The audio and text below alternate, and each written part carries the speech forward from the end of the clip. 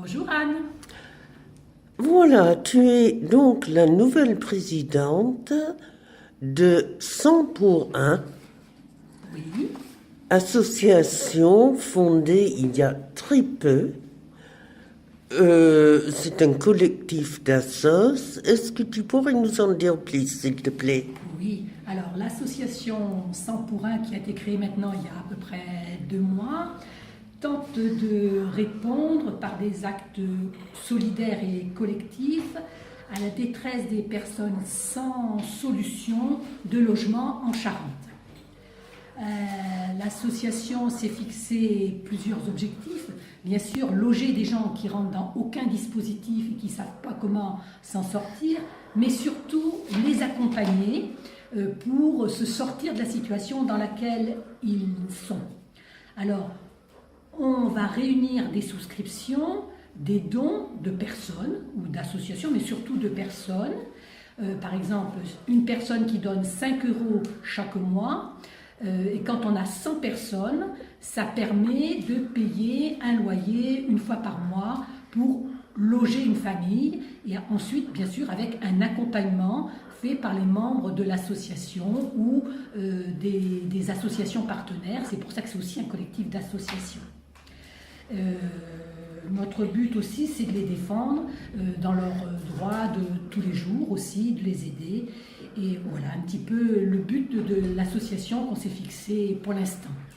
Merci Sylvie, c'est vraiment très clair. Pourrais-tu me dire le nom des autres associations qui participent? Alors actuellement, les associations qui sont souvent représentées par des personnes, c'est pas tout le temps les associations qui sont impliquées. On a le Secours populaire, le Secours catholique, l'Entraide protestante, et je dois en oublier comme ça. C'est tout pour l'instant. Voilà. Alors donc nos partenaires. Oh. Si j'oublie Emmaüs, ben oui, non, je crois que c'est tout pour l'instant. Voilà. Alors donc nos partenaires, le Secours populaire, le Secours catholique,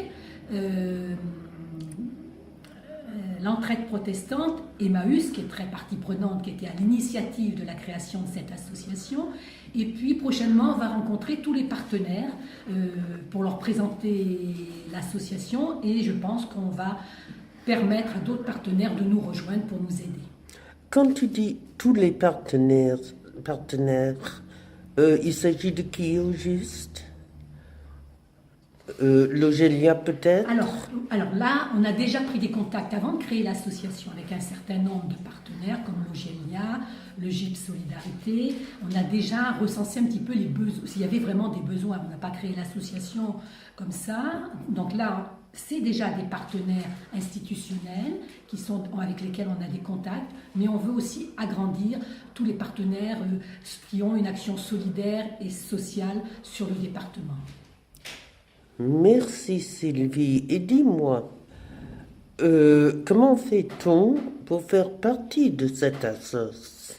Alors, Il doit y avoir les membres et puis je suppose ceux qui cotisent simplement pour le logement des bénéficiaires.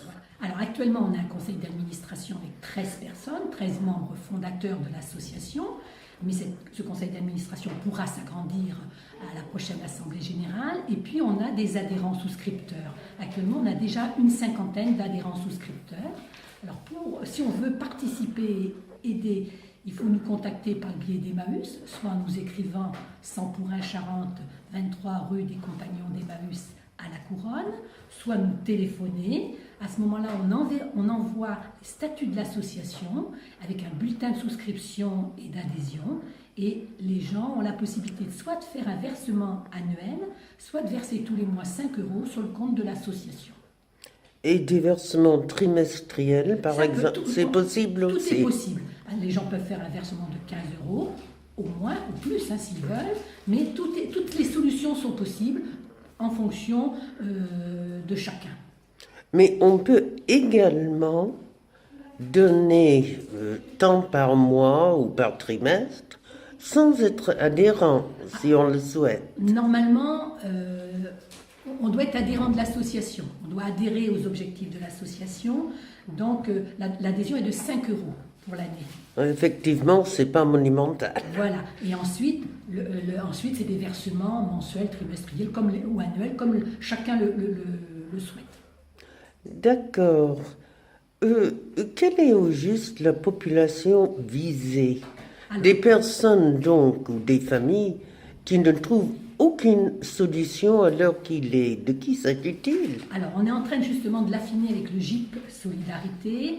Ça peut être une population variée, ça peut être une situation des fois très temporaire de personnes en attendant d'instruire des dossiers qui ont une situation, une expulsion locative, après il y aura un accompagnement pour aider les gens à retrouver leur autonomie.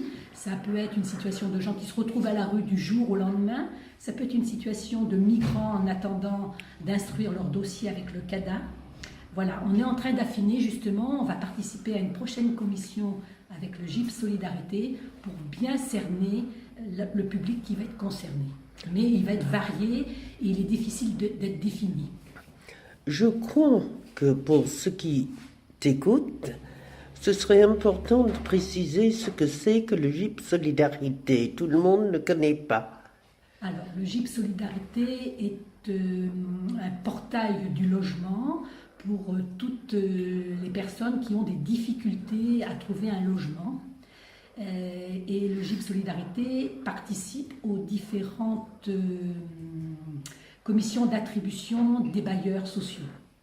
Merci beaucoup. Ici en Charente ou sur le territoire? Alors, là c'est GIP Solidarité Charente. Sur le territoire, sur le reste de la France, il y a des organisations, mais qui sont un petit peu différentes de celles de la Charente. D'accord, là nous parlons bien sûr que de la Charente.